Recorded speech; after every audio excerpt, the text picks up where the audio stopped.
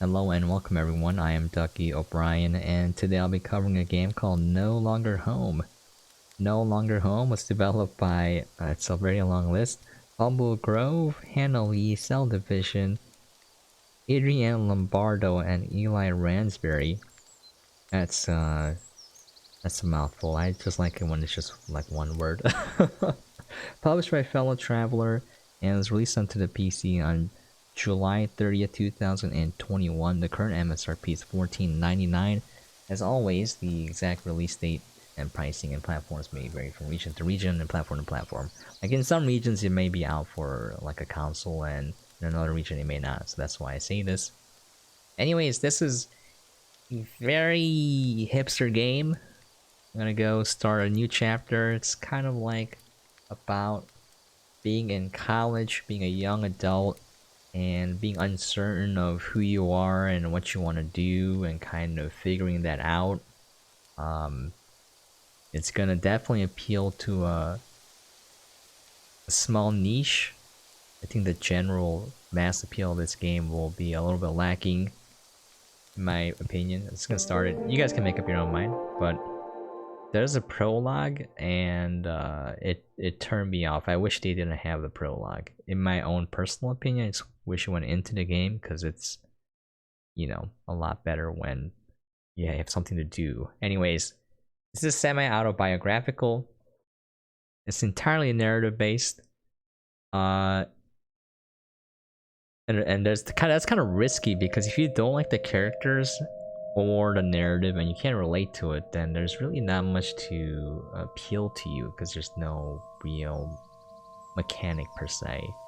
But alright, here we go.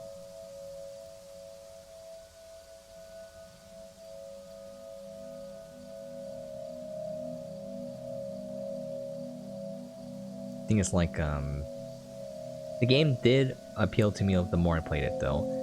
That said, I feel like it focuses on the presentation or the artistry, or like the artistic vision they had, more than, is it fun?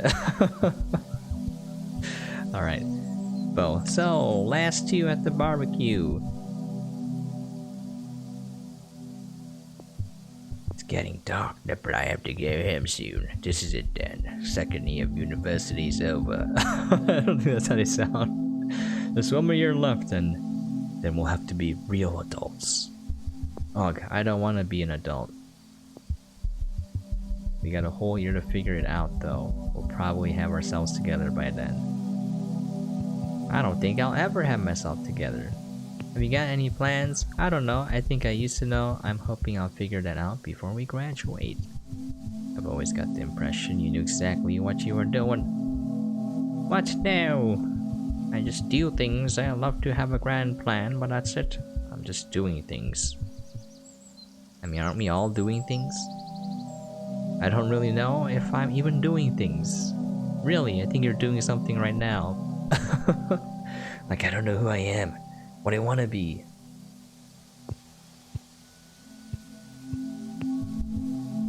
Used to think I want to animate, but I don't know. I feel like I should have started earlier with that.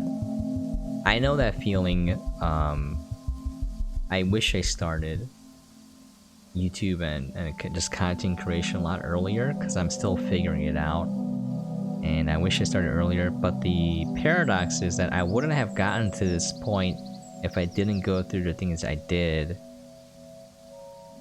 So it's kind of like a moot point, Okay, I'm gonna lower the volume on OBS a little bit. It's kind of loud. Alright. My old man ears can't take it. Alright, it's a little bit more bearable. Alright. Why can't we have multiple things? Oh, well, I mean, my parents have spent a lot of money to get me here, so I feel like I should try a bit harder. So this part struck a chord with me, because, like, college is super expensive in the US. In other countries, it's a lot cheaper or free. It depends how much money you make here. You can get either funding that you don't have to pay back, or subsidized, so you don't have to pay the interest on the loans. But college is very expensive depending on where you go. It was very affordable back when I went. That was a while ago, though. But you know, if you're going on your parents' nickel and dime and they worked hard to push you through college, you better not waste that money. That's a lot of money. You know? That's so much. Anyways. Like, just think about it. Just put yourself in your parents' shoes. Let's say you're working very hard, you saved up a lot of money, you lived a rough life, and then you're spending all of that so that someone else could have a better future, you know? And then they take it for granted. I would be very upset, you know? I don't want to do that. I want to work hard and I want to spend the money on myself, right? That would be the natural response. But my parents are like, I'm gonna make sure that you have the best future possible. So I'm always eternally grateful to my parents. That said, though, let's continue with the game. I was gonna say, you know, a lot of young kids, because I used to work heavily with the Asian American kids in that community, and you know, the parents are like stereotypical where they want their kids to go to a really nice college, and nowadays it's not, you know, as reliable a thing. So I always tell kids, if you don't know what you're gonna do, I would not go to college. I would just get a job first, and then when you know what you want to do, then go to college. And if you're gonna go, you can go to a community college the first 2 years and transfer out, because it's a lot cheaper, and your first 2 years are just general studies, and you can get the same education mostly anywhere. You can save so much money. But yeah, you know, but it's kind of hard because your parents like, go to this. They kind of get brainwashed into thinking that going to a good college will give them a better life guaranteed, and that's no longer the case. Anyways, nothing like crippling yet to get you started in life. Sorry, I'm turning into an old person just ranting about things, and all the youngins are like, I don't care. And then life hits them and they're like, whoa, why is it this hard? And I'm like, well, people have been telling you, you just didn't want to listen. That's that's what I realized as I was growing up. I'm like, all these people giving me advice, and I didn't understand what they were telling me. And now I understand, and I wish I thought about this stuff a lot earlier. Would have made life a lot less difficult. Okay. Anyways, I do understand this though. Like compensating for not being what my parents want me to be, or what I think my parents want me to be. Kind of get that feeling. Let's put myself in 2.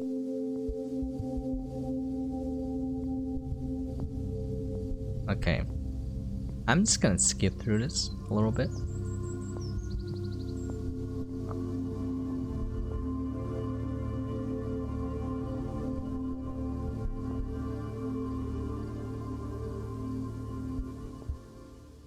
There could be 2 people just like us talking like we are now. Ha ha ha ha.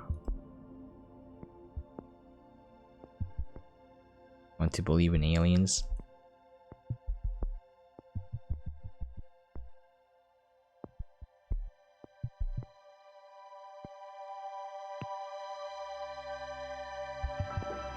Kind of looks like, I think you can pick a fox.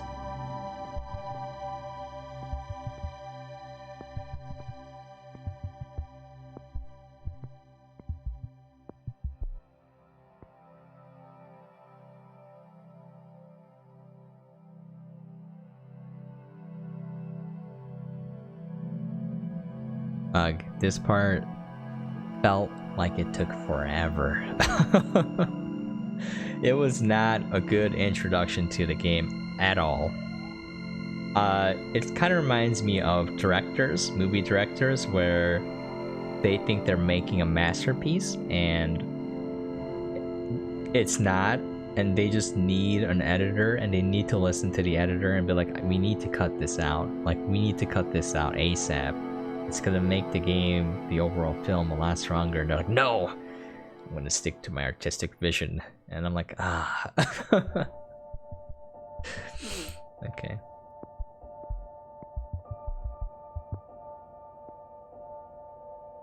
Japan for the summer, that'd be dope.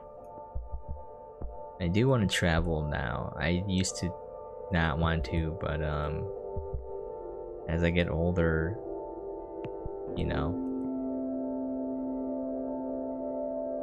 I realize that there are only certain things that are viable when you're young-ish.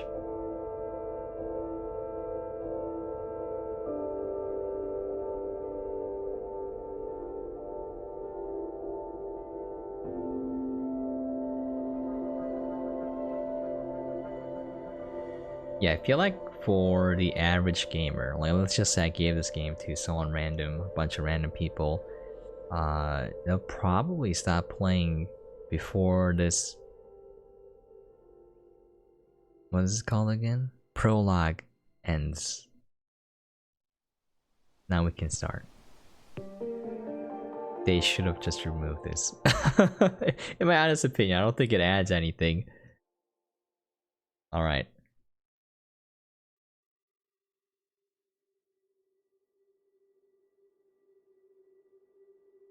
People, gamers especially, are very impatient.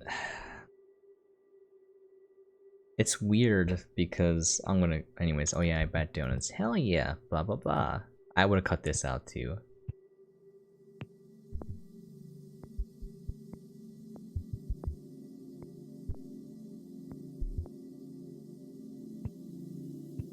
Ooh.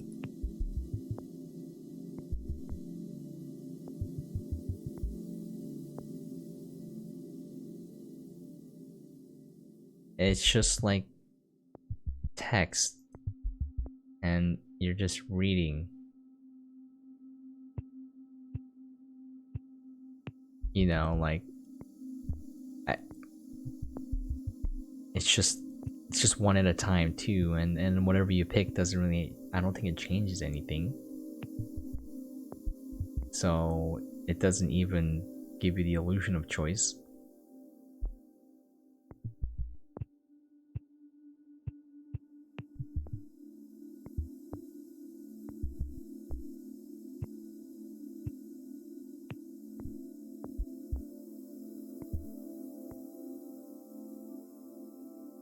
I would have cut this part out too. I would have just started here.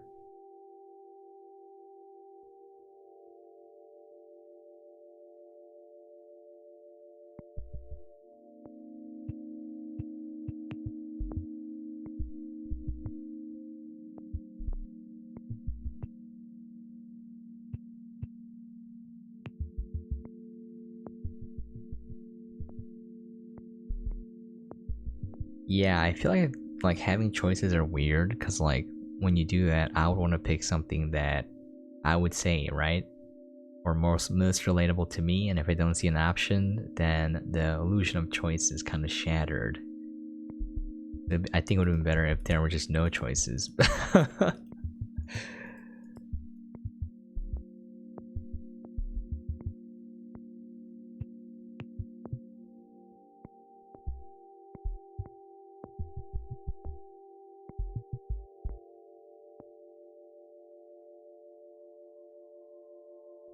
Okay, there you go. And then now we can play the game.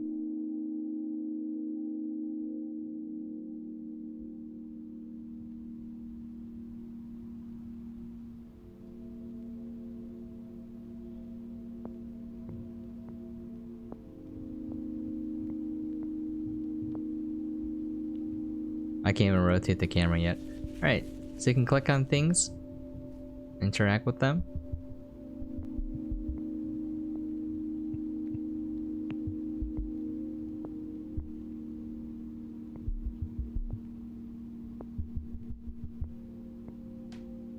Okay.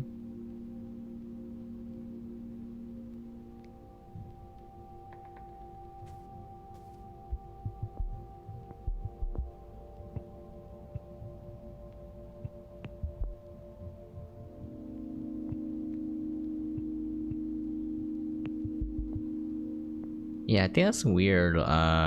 If it's someone else's messy desk, that's their desk. I don't think, doesn't matter if it bothers you. You don't have the right to go in and be like, I want you to live in a way that makes me happy. I'm like, what? This is their personal space, bro.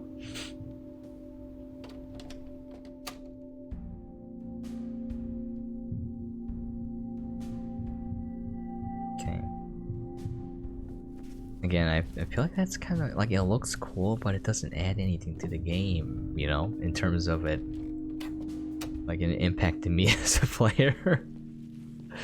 That's where I feel like the artistry, the artistic vision kind of took precedence over gameplay.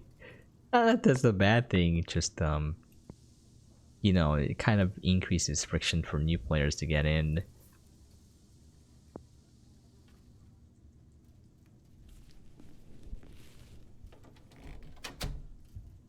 It's kind of like this where you go explore, you click on stuff, and you talk to people, and it feels very slow. I think mundane is a very good word to describe it. And that's pretty much the game. It's very short. There are achievements.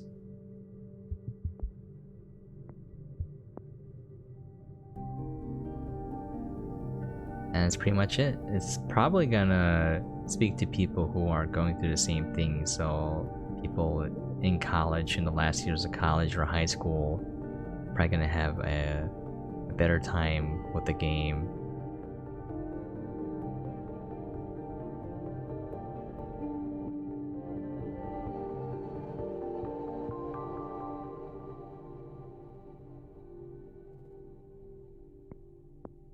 Okay, so now you can rotate.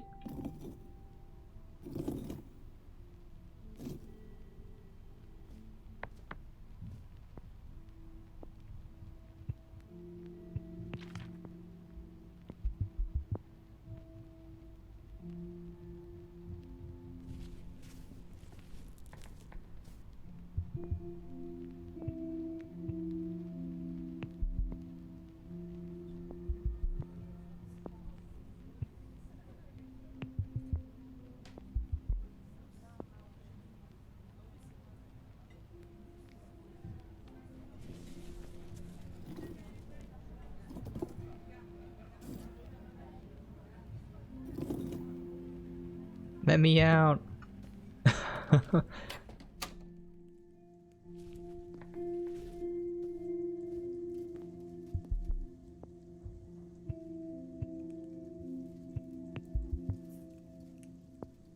I mean, they could throw it out right now if it really bothers them.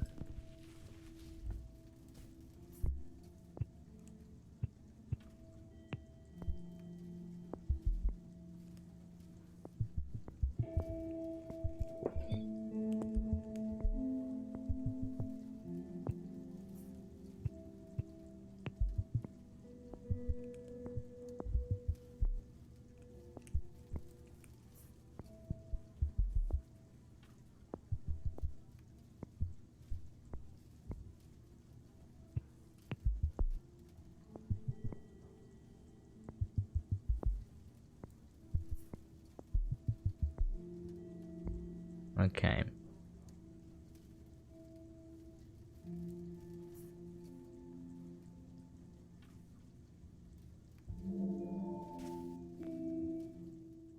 Yeah, I clicked on this and I was like, what the heck is this? What is going on?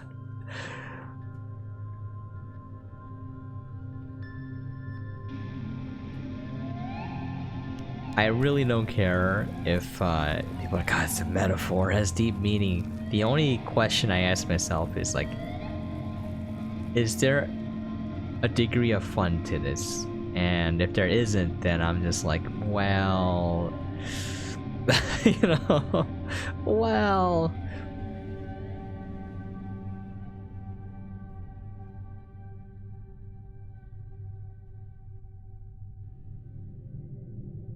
I always say this, and I mean it. I'm glad these different types of games exist, because I don't want the same cookie cutter games, even if it's not for me or for most people. I'm glad that people who want to make games the way they want to are doing it now, and they're empowered to do so. So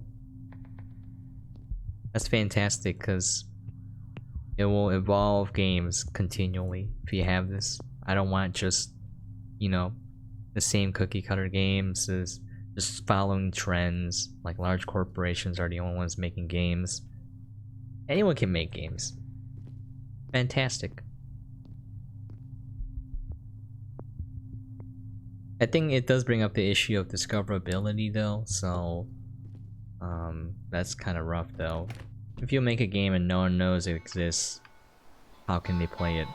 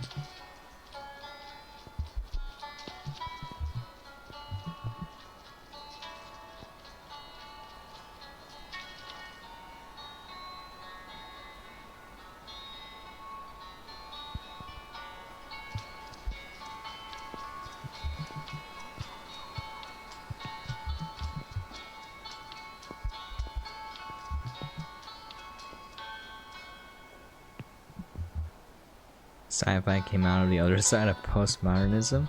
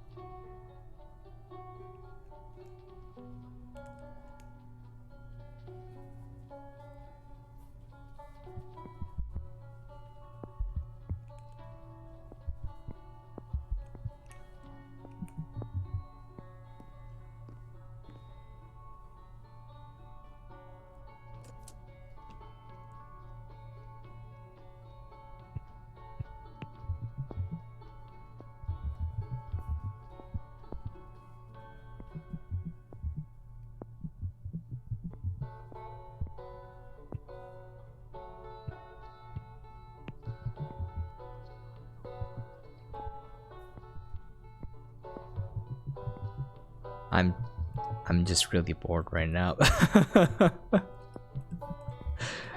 It's not. The thing is, like, I've gotten past this phase in my life, and when I look back, I'm just like, oh, it's kind of very cringy.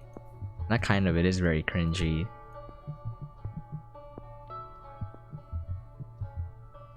Treat life as very complicated when it's pretty simple, you know?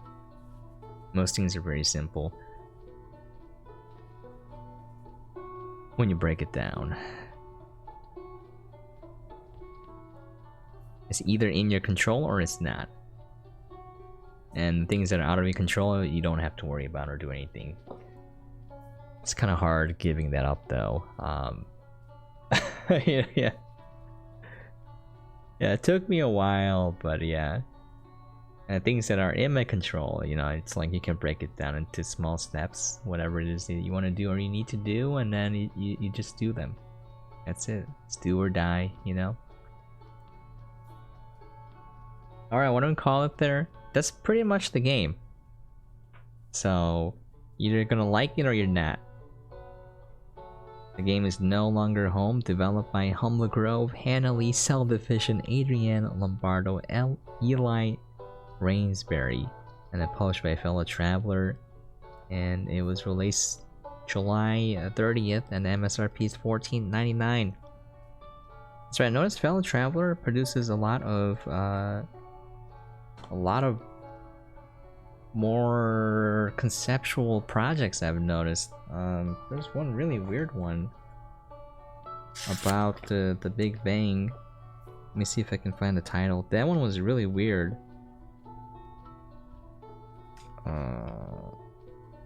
I forgot the title. Genesis Noir. Yeah.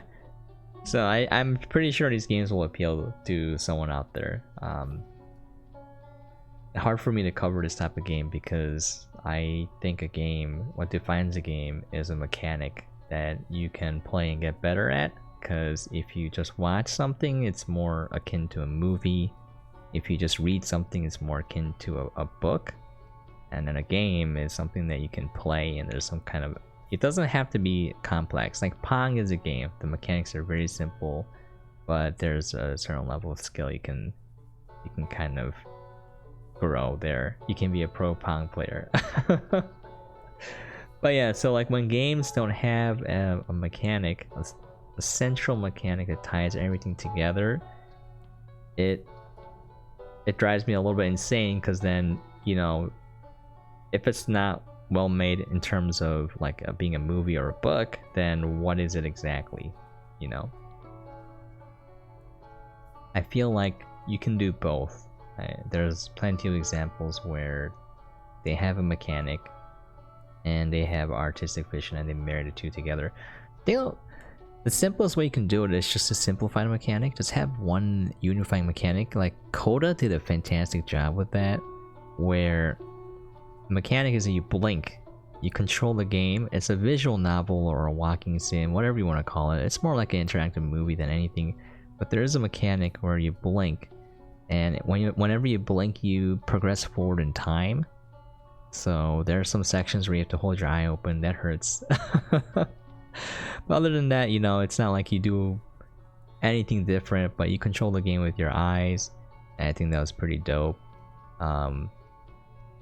It's a very simple mechanic, and it has meaning, because the whole point of the game is that you can't stop the progression of time, just like you cannot keep your eyes open forever. You have to blink.